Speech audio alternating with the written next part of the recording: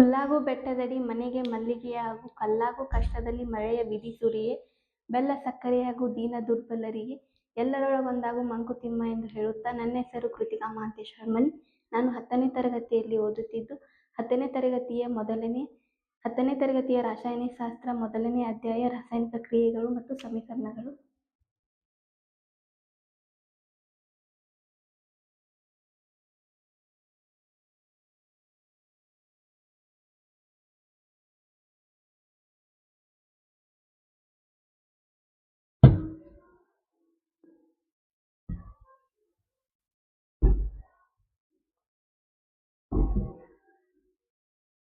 ಇದರಲ್ಲಿನೇ ಮೊದಲನೇ ಅಂಶ ದ್ರವ್ಯ.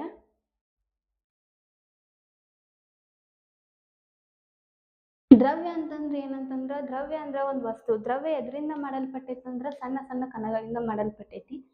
ಸಣ್ಣ ಸಣ್ಣ ಕಣಗಳಿಂದ ಮಾಡಲ್ಪಟ್ಟೈತಿ ಅನ್ನೋದಕ್ಕೆ ಒಂದು ಉದಾಹರಣೆ ಅಂದ್ರ ಒಂದು ಚಾಕ್ಪೀಸ್ ಅನ್ನು ತಗೊಂಡ ಸಣ್ಣ ಸಣ್ಣ ಪುಡಿ ಮಾಡಿರ ಅದ ಸಣ್ಣ ಸಣ್ಣ ಚೂರುಗಳು ಆಗ್ತೈತಿ. ಆ ಚೂರುಗಳನ್ನ ಮತ್ತೆ ಕುಡಿಸಿರೋ ಒಂದು ಚಾಕ್ಪೀಸ್ ಆಗ್ತೈತಿ. ಅದರಿಂದ ನಾವೇನ್ ಹೇಳ್ಬೋದು ಅಂದ್ರೆ ದ್ರವ್ಯ ಒಂದು ಸಣ್ಣ ಸಣ್ಣ ಕಣಗಳಿಂದ ಮಾಡಲ್ಪಟ್ಟೈತಿ ಅಂತ ಹೇಳ್ಬೋದು.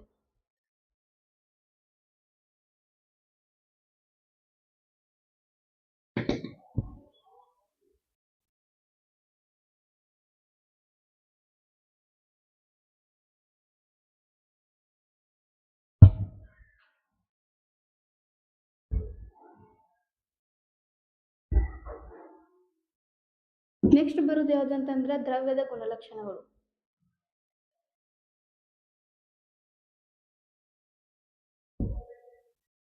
ದ್ರವ್ಯದ ಗುಣಲಕ್ಷಣ ಯಾವಂತಂದ್ರ ದ್ರವ್ಯವು ಕಣಗಳಿಂದ ಮಾಡಲ್ಪಟ್ಟೈತಿ. ದ್ರವ್ಯದ ಕಣಗಳ ನಡುವೆ ಸ್ಥಳಾವಕಾಶನು ಕಂಡು ಬರ್ತೈತಿ. ದ್ರವ್ಯಗಳು ಕಣಗಳು ಚಲನೆಯಲ್ಲಿ ನಿರಂತರವಾಗಿ ಚಲನೆಯಲ್ಲಿರ್ತಾವ. ಅಂದ್ರ ದ್ರವ್ಯದ ಕಣಗಳು ಚಲನ ಶಕ್ತಿಯನ್ನು ಹೊಂದ್ಯಾವ.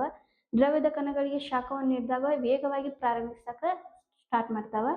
ಇನ್ನೊಂದ್ ಏನಂತಂದ್ರ ದ್ರವ್ಯದ ಕಣಗಳು ಒಂದನ್ನೊಂದು ಆಕರ್ಷಿಸ್ತಾವ. ಹೆಂಗಂತಂದ್ರ ಈಗ ನಾವ್ ಒಂದ್ ಮಾರ್ಕರ್ ಹಿಡ್ದೇವಂತ ಅನ್ನಕ ಅದನ್ನ ನಾವ ಟಚ್ ಮಾಡೇವಂತ ಹೇಳೋದಕ್ಕ ಅಲ್ಲಿ ಆಕರ್ಷಣೆ ಹೊಂದೈತಂತ ಹೇಳ್ಬೋದು. ನೆಕ್ಸ್ಟ್ ಬರೋದು ದ್ರವ್ಯದ ಸ್ಥಿತಿಗಳು.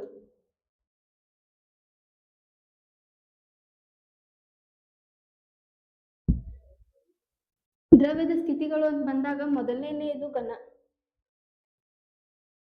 ಎರಡನೇದು ದ್ರವ, ಮೂರನೇದು ಅನಿಲ. ಘನ ಅಂತಂದ್ರ ಕಣಗಳು ಏನಾಗಿರ್ತಾವ ಒತ್ತೊತ್ತಾಗಿರ್ತಾವ.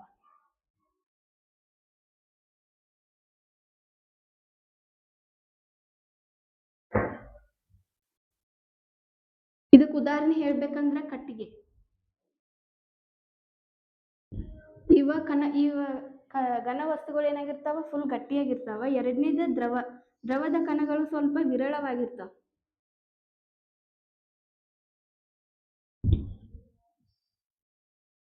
ಇದಕ್ಕೆ ಎಕ್ಸಾಂಪಲ್ ಯಾವ್ದಂತಂದ್ರ ನೀರಿನಂತ ಪದಾರ್ಥಗಳು ಎಲ್ಲಾ ದ್ರವಕ್ಕ ಉದಾಹರಣೆ ಆಗ್ತಾವ. ನೆಕ್ಸ್ಟ್ ಬರೋದು ಅನಿಲ. ಅನಿಲ ಅಂತಂದ್ರ ಕಣಗಳು ಫುಲ್ ಸ್ವತಂತ್ರವಾಗಿದ್ಬಿಡ್ತಾವ.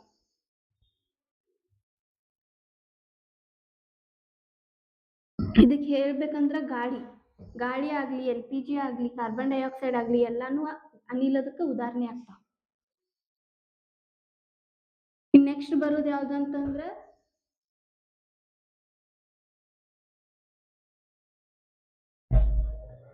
ಎರಡನೇ ಅಂಶ ಭೌತ ಬದಲಾವಣೆ ಮತ್ತ ರಾಸಾಯನಿಕ ಬದಲಾವಣೆ ಅಂತ ಬರ್ತೈತಿ. ಭೌತ ಬದಲಾವಣೆ ಅಂತಂದ್ರ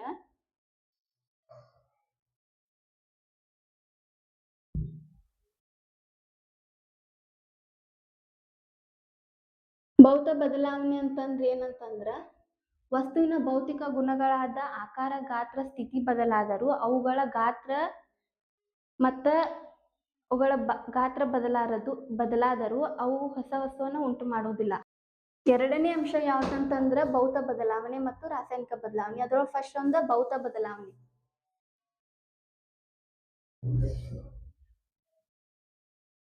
ಭೌತ ಬದಲಾವಣೆ ಅಂತಂದ್ರ ವಸ್ತುವಿನ ಭೌತಿಕ ಗುಣಗಳಾದ ಆಕಾರ, ಗಾತ್ರ, ಸ್ಥಿತಿ ಬದಲಾದರೂ ಅವು ಹೊಸ ವಸ್ತುವನ್ನ ಉಂಟು ಮಾಡಂಗಿಲ್ಲ ಮತ್ತು ಮೂಲ ವಸ್ತುವನ್ನ ನಾವು ಮತ್ತೆ ಹೊಳಿ ಪಡಿಬಹುದು. ಇದಕ್ಕೆ ಎಕ್ಸಾಂಪಲ್ ಏನಂದ್ರ ಮಂಜುಗಡ್ಡೆ ಕರಗುದು. ಅಂತ ಹೆಂಗಂದ್ರ ಮಂಜುಗಡ್ಡೆ ನಾವು ಬಿಸಿಲಿಗೆ ಕರಗಿಸಿರ ನೀರ್ ಆಗ್ತೈತಿ. ಬಟ್ ಮತ್ ಫ್ರಿಜ್ ಒಳಗೆ ಇಟ್ರದ ಏನಾಗ್ತೈತಿ ಮಂಜುಗಡ್ಡೆಯಾಗಿ ನಮಗ್ ದೊರೀತೈತಿ. ಇನ್ನೊಂದ್ ಎಕ್ಸಾಂಪಲ್ ಏನಂತಂದ್ರ ಕಾಗದ ಹರಿಯುವುದು. ಕಾಗದ ಹರದಿಂದ ಅದ್ ನಮಗ ಹೊಳ್ಳಿ ಸಿಗಂಗಿಲ್ಲ. ಬಟ್ ಅದ್ ಕಾಗದ ಹರದಿಂದ ಇನ್ನೊಂದ್ ಯೂಸ್ ಆಗ್ತೈತಿ ಅಂತ ಹೇಳ್ಬೋದು. ಇನ್ನೊಂದ್ರ ದ್ರಾಕ್ಷಿಯನ್ನು ಹುದುಗುವಿಕೆ, ದ್ರಾಕ್ಷಿಯನ್ನು ಒಣಗಿಸಿರ ಒಣ ದ್ರಾಕ್ಷಿ ಆಗ್ತೈತಿ, ಮತ್ತ ಅದ ನೀರೊಳಗೆ ಹಾಕಿರ ಮತ್ ನಮಗ್ ದ್ರಾಕ್ಷಿ ಅಂತ ಐತಿ. ಇದ ಭೌತ ಬದಲಾವಣೆಗೆ ಉದಾಹರಣೆ. ಒಂದನೇದ ಮಂಜುಗಡ್ಡೆ ಕರಗುವುದು.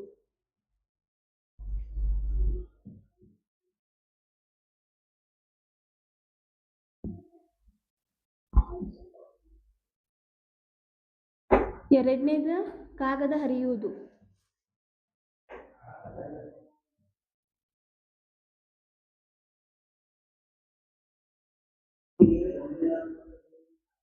ನೆಕ್ಸ್ಟ್ ಇನ್ನೊಂದು ಬರುದ ರಾಸಾಯನಿಕ ಬದಲಾವಣೆ ಅಂತ ಹೇಳಿ ಬರ್ತೈತಿ.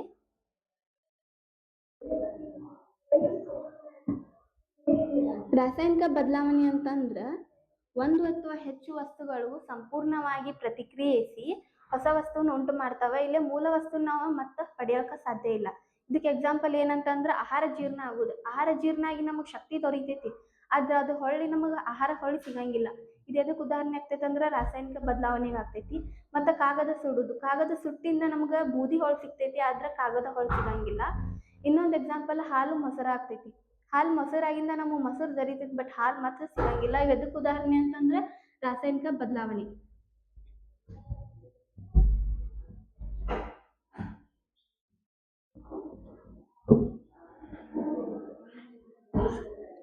ಮೊಸರಾಗುವುದು. ಇನ್ನೊಂದು ಯಾವ್ದಂತಂದ್ರ ಆಹಾರ ಜೀರ್ಣವಾಗುವುದು.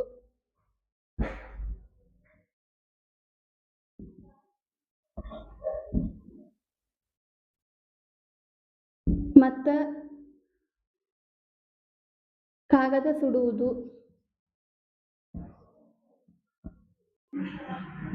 ಕಾಗದ ಸುಡುವುದು ಇವೆಲ್ಲ ಎದಕ್ ಉದಾಹರಣೆ ಆಗ್ತಾವ ಅಂದ್ರ ರಾಸಾಯನಿಕ ಬದಲಾವಣೆಗೆ ಉದಾಹರಣೆ ಆಗ್ತೈತಿ. ಇನ್ ಮೂರನೇ ಅಂಶ ಯಾವ್ದಂತಂದ್ರ ದ್ರವ್ಯದ ರಾಸಾಯನಿಕ ಸ್ವಭಾವ ಅಂತ ಹೇಳಿ ಬರ್ತೈತಿ.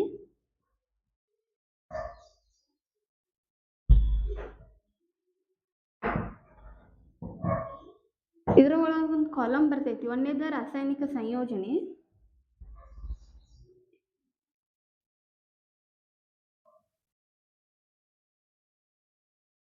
ಇದ್ರೊಳಗ 2 ವಿಧ. ಯಾವ್ಯಾವ ಅಂತಂದ್ರ ಒಂದ ಶುದ್ಧ ವಸ್ತು, ಇನ್ನೊಂದು ಮಿಶ್ರಣ ಅಂತ ಹೇಳಿ ಬರ್ತೈತಿ. ಶುದ್ಧ ವಸ್ತು ಒಳಗ ಮತ್ತೆ 2 ವಿಧ ಬರ್ತಾವ. ಒಂದನೇದ ಧಾತು, ಎರಡನೇದ ಸಂಯುಕ್ತ. ಮಿಶ್ರಣದೊಳಗ ಮತ್ತೆ 2 ವಿಧ ಬರ್ತಾವ. ಒಂದ ಸಮರೂಪ ಮಿಶ್ರಣ,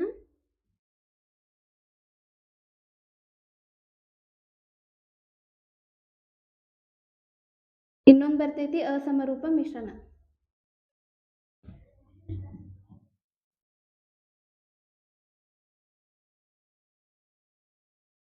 ಇದ್ರೊಳಗ ಮೊದಲನೇದ್ ನೋಡೋಣ ಈಗ ರಾಸಾಯನಿಕ ಸಂಯೋಜನೆ.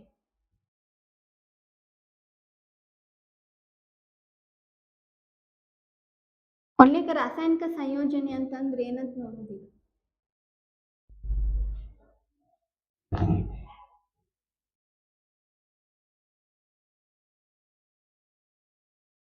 ಅದ್ರ 1ನೇ ಪಾಯಿಂಟ್ ರಾಸಾಯನಿಕ ಸಂಯೋಜನೆ.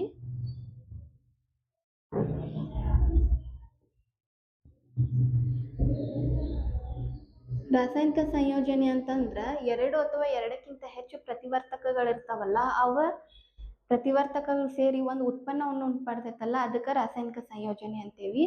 ಈಗ ಇದಕ್ಕೆ ಉದಾಹರಣೆ ಅಂತಂದ್ರ Mg ಮೆಗ್ನೀಷಿಯಂ ಪ್ಲಸ್ ಆಕ್ಸಿಜನ್ ಏನಾಗ್ತೈತಿ, ಮೆಗ್ನೀಸಿಯಂ ಆಕ್ಸೈಡ್ ಆಗ್ತೈತಿ.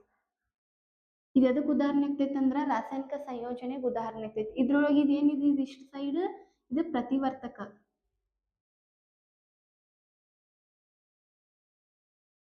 ಇದು ಈ ಸೈಡ್ ಇದೇನಿದು ಉತ್ಪನ್ನ.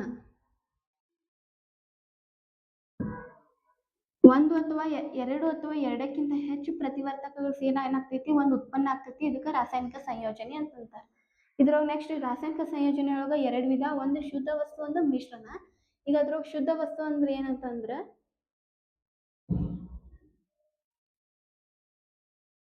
ಶುದ್ಧ ವಸ್ತು ಅಂದ್ರ 2 ಅಥವಾ ಶುದ್ಧ ವಸ್ತು ಅಂತಂದ್ರೆ ಒಂದು ವಸ್ತುವಿನ ಕಣಗಳು ಒಂದೇ ವಿಧದ ಕಣಗಳು ಅಥವಾ ಅಣುಗಳಿಂದ ಮಾಡಲ್ಪಟ್ಟ ವಸ್ತುವನ್ನ ನಾವು ಶುದ್ಧ ವಸ್ತು ಅಂತೇವಿ. ಶುದ್ಧ ವಸ್ತುಕ್ ಉದಾಹರಣೆ ಯಾವ್ದಂತಂದ್ರ ಶುದ್ಧ ಗಾಳಿ ಬರ್ತೈತಿ. ನೆಕ್ಸ್ಟ್ ಯಾವ್ದು ಬರ್ತೈತಿ? ಚಿನ್ನ. ಇವೆದಕ್ಕೆ ಉದಾಹರಣೆ ಆಗ್ತಾವು? ಶುದ್ಧ ವಸ್ತುಗೆ ಉದಾಹರಣೆ ಆಗ್ತಾವ. ಎರಡನೇದ್ ಬರೋದ ರಾಸಾಯನಿಕ ಸಂಯೋಜನೆಯೊಳಗ ಎರಡನೇ ವಿಧ ಮಿಶ್ರಣ. ಮಿಶ್ರಣ ಅಂತಂದ್ರೆ ಏನಂತಂದ್ರ ಎರಡು ಅಥವಾ ಎರಡಕ್ಕಿಂತ ಹೆಚ್ಚು ವಸ್ತುಗಳು ಭೌತಿಕವಾಗಿ ಬೆರೆತಾಗ ಉಂಟಾಗುವ ಅಶುದ್ಧ ವಸ್ತುವನ್ನ ನಾವೇನಂತೇವಿ? ಮಿಶ್ರಣ ಅಂತ ಅಂತೇವಿ. ಮಿಶ್ರಣಕ್ಕೆ ಉದಾಹರಣೆ ಯಾವ್ದಂತಂದ್ರ ಗಾಳಿ, ಮಣ್ಣು, ಇವೆಲ್ಲ ಇದಕ್ಕೆ ಉದಾಹರಣೆ ಆಗ್ತಾವಂತಂದ್ರ ಮಿಶ್ರಣಕ್ಕ ಉದಾಹರಣೆ ಆಗ್ತಾವ. ಇನ್ ನೆಕ್ಸ್ಟ್ ಬರೋದ ಶುದ್ಧ ವಸ್ತು ಒಳಗ ಎರಡು ವಿಧ ಬರ್ತೈತಿ. ಒಂದು ಧಾತು.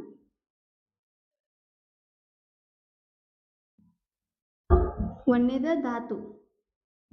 ಧಾತು ಅಂತಂದ್ರೆ ಏನಂತಂದ್ರ ರಾಸಾಯನಿಕವಾಗಿ ವಿಭಜಿಸಲಾಗದ ಮತ್ತು ಬೇರೆ ಬೇರೆ ಧಾತುಗಳಿಂದ ಸಂಶ್ಲೇಷಿಸಲಾಗದ ವಸ್ತುವನ್ನ ಧಾತು ಅಂತೇವಿ. ಒಂದು ಧಾತು ಮತ್ತೊಂದು ಧಾತುವಿನ ಗುಣಧರ್ಮದಲ್ಲಿ ಭಿನ್ನವಾಗಿರ್ತೈತೆ ಅನ್ನೋದು ನಮ್ಗೆ ಗೊತ್ತ. ಒಂದಷ್ಟು ನೈಸರ್ಗಿಕವಾಗಿ ದೊರೆತ್ರೆ ಇನ್ನೊಂದಿಷ್ಟು ಕೃತಕವಾಗಿ ದೊರೀತಾವ. ಈ ಧಾತುಗ ಉದಾಹರಣೆ ಹೇಳ್ಬೇಕಂತ ಅಂದ್ರ ಚಿನ್ನ ಆಗಿರ್ಬೋದ, ಬೆಳ್ಳಿ, ಹೈಡ್ರೋಜನ್, ಆಕ್ಸಿಜನ್, ಇವೆಲ್ಲ ಎದಕ್ ಉದಾಹರಣೆ ಆಗ್ತಾವ ಅಂತಂದ್ರ ಧಾತು ಅನ್ನೋದಕ್ ಉದಾಹರಣೆ ಆಗ್ತಾವ. ಇನ್ ಎರಡನೇ ವಿಧ ಬರ್ತೈತಿ ಸಂಯುಕ್ತ. ಸಂಯುಕ್ತ ಅಂತಂದ್ರ ಏನಂತಂದ್ರ ಧಾತುವಿನ ಅಪೋಸಿಟ್ ಆಗಿರ್ತೈತಿ. ಹೆಂಗಂತಂದ್ರ ಈಗ ರಾಸಾಯನಿಕವಾಗಿ ವಿಭಜಿಸಲಾಗದಕ್ ನಾವ್ ಏನಂತೇವಿ? ಧಾತು ಅಂತೇವಿ. ಅದ್ರ ಸಂಯುಕ್ತ ಅಂತಂದ್ರ ರಾಸಾಯನಿಕವಾಗಿ ವಿಭಜಿಸಬಹುದ ಮತ್ತ ಬೇರೆ ಬೇರೆ ಧಾತುಗಳಿಂದ ಸಂಯುಕ್ತಿಸಬಹುದ. ಇದನ್ನ ನಾವೇನಂತೇವಿ? ಸಂಯುಕ್ತ ಅಂತೇವಿ. ಇದಕ್ಕೆ ಎಕ್ಸಾಂಪಲ್ ಏನಂತಂದ್ರ ಸಕ್ಕರೆ ಆಗಿರ್ಬೋದ, ಉಪ್ಪು, ಕಾರ್ಬನ್ ಡೈಆಕ್ಸೈಡ್, ನೀರು, ಇವೆಲ್ಲ ಇದಕ್ಕೆ ಉದಾಹರಣೆ ಅಂದ್ರೆ ಸಂಯುಕ್ತ. ಇನ್ ನೆಕ್ಸ್ಟ್ ಬರೋದ ಮಿಶ್ರಣ. ಮಿಶ್ರಣದೊಳಗ ಎರಡು ವಿಧ. ಯಾವ್ಯಾವಂತಂದ್ರ ಸಮರೂಪ ಮಿಶ್ರಣ, ಇನ್ನೊಂದು ಅಸಮರೂಪ ಮಿಶ್ರಣ. ಸಮರೂಪ ಮತ್ತು ಅಸಮರೂಪ ಅನ್ನೋದು 9th ಕ್ಲಾಸ್ ಒಳಗ ಇತ್ತ. ಇದು 10ಕ್ಕೂ ಐತಿ. ಒಂದೇದ ಸಮರೂಪ ಮಿಶ್ರಣ.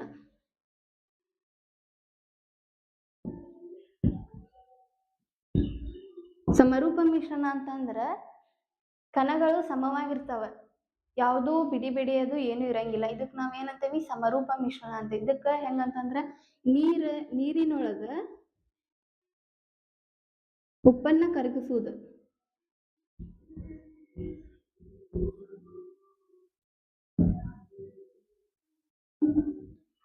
ನೀರೊಳಗ ಉಪ್ಪು ಕರಗಿಸಿರ ಯಾವ್ದರ ಬದಲಾವಣೆ ಆಗ್ತೈತ್ನ? ಇಲ್ಲ.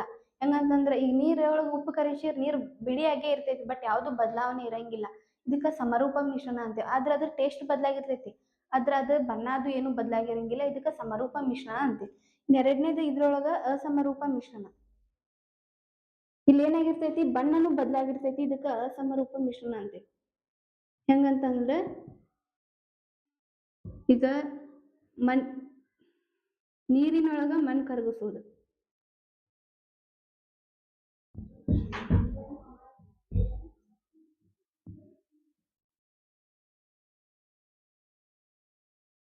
ನೀರಿನೊಳಗ ಮಣ್ಣು ಕರಗಿಸಿರ ಅದೇನಾರ ಬಿಳಿ ಆಗಿರ್ತೈತ್ನ? ಇಲ್ಲ. ಬೇರೆ ಬೇರೆ ಬಣ್ಣ ಆಗಿರ್ತೈತಲ್ಲ ಅಂತ ಅಂದ್ರ ಕಣಗಳು ಬೇರೆ ಬೇರೆ ಆಗಿರ್ತಾವ ಅನ್ನೋದಕ್ ನಾವು ಅಸಮರೂಪ ಮಿಶ್ರಣ ಅಂತ ಹೇಳ್ತೇವೆ.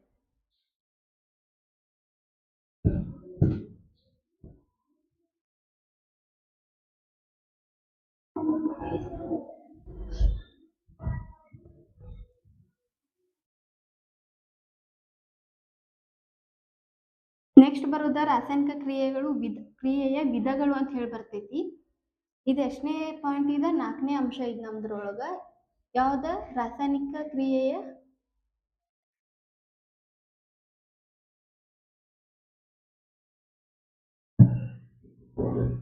ವಿಧಗಳು ಅಂತ ಹೇಳಿ ಬರ್ತೈತಿ.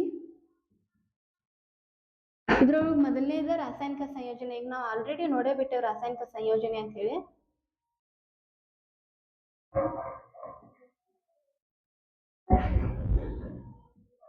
ಎರಡನೇದ ರಾಸಾಯನಿಕ ವಿಭಜನೆ.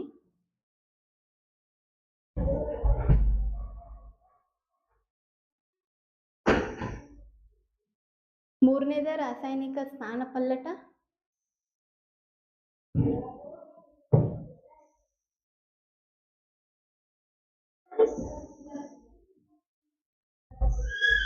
ನಾಲ್ಕನೇದು ಯಾವ್ದಂತಂದ್ರೆ ರಾಸಾಯನಿಕ ದ್ವಿಸ್ಥಾನ ಪಲ್ಲಟ.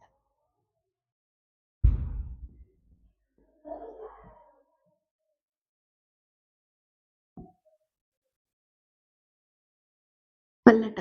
ಈಗ ರಾಸಾಯನಿಕ ಸಂಯೋಜನೆ ಅಂತಂದ್ರೆ ನಾವು ಆಲ್ರೆಡಿ ನೋಡ್ಬಿಟ್ಟೇವಿ. ಈಗ ಎದನ್ನ ನೋಡೋಣ? ರಾಸಾಯನಿಕ ವಿಭಜನೆ ಅನ್ನೋದು ನೋಡೋಣ.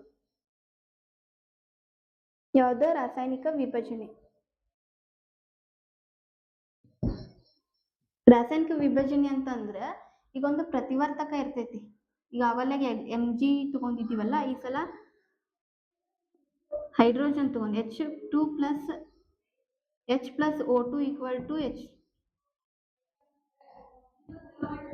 ಆಗಲಿದೆ ತಗೊಂಡ್ಬಿಡೋಣ. Mg plus O2 equal to MgO ಅಂದ್ರೆ magnesium plus oxygen equal to magnesium oxide ಹೆಂಗ್ ಆಗ್ತೈತಲ್ಲ, ಇದ್ರಾಗ ಆಗಲ್ಲ ಏನ್ ಹೇಳಿತ್ತು? ಇದು ಪ್ರತಿವರ್ತಕ ಅಂತ ಹೇಳಿತ್ತು, ಇದು ಉತ್ಪನ್ನ ಅಂತ ಹೇಳಿತ್ತು.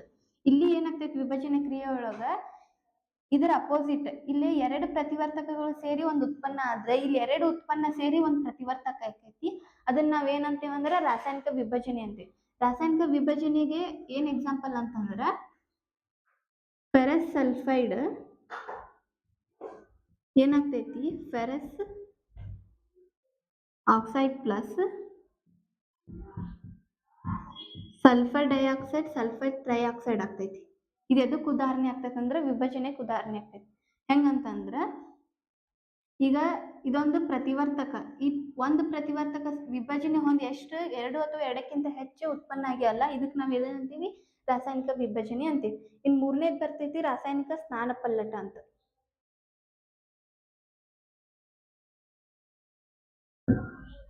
ರಾಸಾಯನಿಕ ಸ್ನಾನ ಪಲ್ಲಟ ಅಂತ ಏನಂತಂದ್ರ ಹೆಚ್ಚು ಕ್ರಿಯಾಶೀಲ ಧಾತು ಕಡಿಮೆ ಕ್ರಿಯಾಶೀಲ ಧಾತುವನ್ನು ಅದರ ಸಂಯುಕ್ತದಿಂದ ಏನ್ ಸ್ಥಾನ ಪಲ್ಲಟಗೊಳಿಸ್ತೈತಲ್ಲ, ಅದಕ್ಕ ಸ್ಥಾನ ಪಲ್ಲಟ ಕ್ರಿಯೆ ಅಂತ. ಇದಕ್ಕೆ ಎಕ್ಸಾಂಪಲ್ ಯಾವ್ದಂತಂದ್ರ FeCuSO4. ಇದೇನಾಕೈತಿ? FeSO4 ಆಗ್ತೈತಿ. FeSO4 plus Cu.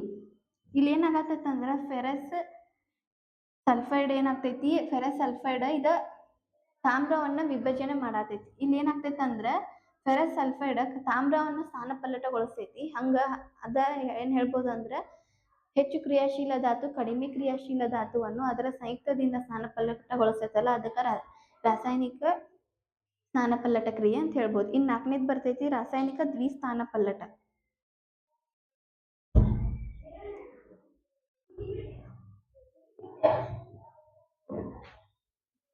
ರಾಸಾಯನಿಕ ದ್ವಿಸ್ಥಾನ ಪಲ್ಲಟ ಅಂತ ಏನಂತಂದ್ರ ಪ್ರತಿವರ್ತಕಗಳಲ್ಲಿನ ಪರಮಾಣುವಿನ ಅಯಾನುಗಳು ರಾಸಾಯನಿಕ ದ್ವಿಸ್ಥಾನ ಪಲ್ಲಟ ಅಂತಂದ್ರ ಏನಂತಂದ್ರ ರಾಸಾಯನಿಕ ದ್ವಿಸ್ಥಾನ ಪಲ್ಲಟ ಅಂತಂದ್ರ ಪ್ರತಿ ಧಾತುವಿನ ಅಯಾನುಗಳ ನಡುವೆ ವಿನಿಮಯ ಉಂಟಾಗೋ ಕ್ರಿಯೆಗೆ ನಾವ್ ಏನಂತೇವೆ ಅಂದ್ರ ರಾಸಾಯನಿಕ ದ್ವಿಸ್ಥಾನ ಪಲ್ಲಟ ಅಂತೀವಿ. ರಾಸಾಯನಿಕ ದ್ವಿಸ್ಥಾನ ಪಲ್ಲಟಕ್ಕೆ ಉದಾಹರಣೆ ಅಂತಂದ್ರ sodium sulphide NaSO4 plus BaCl barium chloride ಏನಾಗಿ ವಿಭಜನೆ ಹೊಂದೈತಂತಂದ್ರ ಬೇರಿಯಂ ಸಲ್ಫೈಡ್ ಪ್ಲಸ್ 2NaCl ಆಗಿ ವಿಭಜನೆ ಹೊಂದೈತಿ. ಇದಕ್ ನಾವೇನಂತೇವೆ ಅಂದ್ರ ರಾಸಾಯನಿಕ ದ್ವಿಸ್ಥಾನ ಪಲ್ಲಟ ಅಂತೇವಿ. ಇನ್ ನೆಕ್ಸ್ಟ್ ಬರುದ ಉತ್ಕರ್ಷಣ ಮತ್ತು ಅಪಕರ್ಷಣ. ಎಷ್ಟನೇ ಅಂಶ ಅದ? 5ನೇ ಅಂಶ ನಮ್ದ ಅಧ್ಯಾಯದೊಳಗ. ಯಾವ್ದ? ಉತ್ಕರ್ಷಣ ಮತ್ತು ಅಪಕರ್ಷಣ.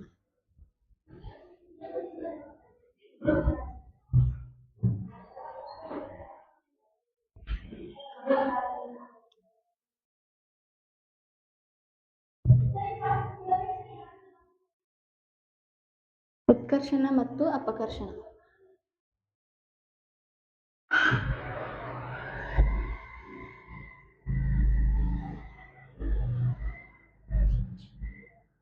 ಅದ್ರ ಫಸ್ಟ್ ಉತ್ಕರ್ಷಣ ಅಂತಂದ್ರ ಏನಂತಂದ್ರ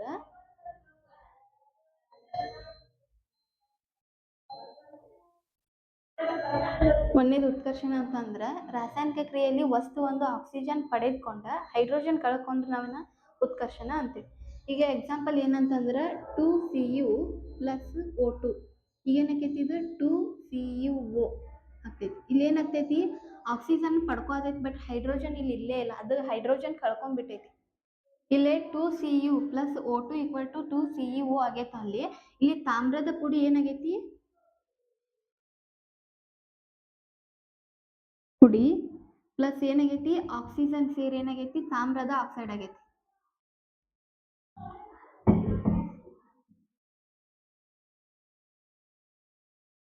ತಾಮ್ರದ ಆಕ್ಸೈಡ್ ಆಗೈತಿ. ಇದಕ್ ನಾವೇನಂತೀವಿ ಉತ್ಕರ್ಷಣ ಅಂತೀವಿ. ಇನ್ ಎರಡನೇದ್ ಬರೋದು ಅಪಕರ್ಷಣ.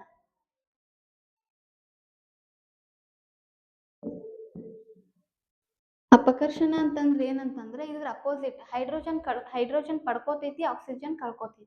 ಇದಕ್ ನಾವೇನಂತೇವಿ ಅಪಕರ್ಷಣ ಅಂತೇವಿ. ಇದಕ್ಕೆ ಎಕ್ಸಾಂಪಲ್ ಏನಂತಂದ್ರೆ Cu plus H2 ಏನಾಕೈತಿ, Cu plus H2O ಆಕೈತಿ. ಇಲ್ಲಿ ತಾಮ್ರ ಪ್ಲಸ್ ಹೈಡ್ರೋಜನ್ ಸೇರಿ ತಾಮ್ರ ಮತ್ತು ನೀರನ್ನ ಬಿಡುಗಡೆ ಮಾಡಾಕತೈತಿ. ಇದಕ್ ನಾವೇನಂತೇವಿ ಅಪಕರ್ಷಣ ಅಂತೇವಿ. ಇಲ್ಲಿ ಆಕ್ಸಿಜನ್ ಅಂತಿ ಪಡ್ಕೊಂಡೇ ಇಲ್ಲ, ಅದಕ್ಕ ಇದು ಅಪಕರ್ಷಣ. ಇಲ್ಲಿ ಆಕ್ಸಿಜನ್ ಪಡ್ಕೊಂಡ ಹೈಡ್ರೋಜನ್ ಕಳ್ಕೊಂಡೈತಿ, ಇದು ಉತ್ಕರ್ಷಣ.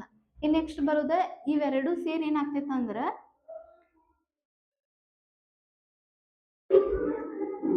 ಇದೇನಾಗ್ತೈತಿ ಉತ್ಕರ್ಷಣ ಆಗ್ತೈತಿ. ಇಲ್ಲಿಂದ ಇದ ಅಪಕರ್ಷಣ ಆಗ್ತೈತಿ.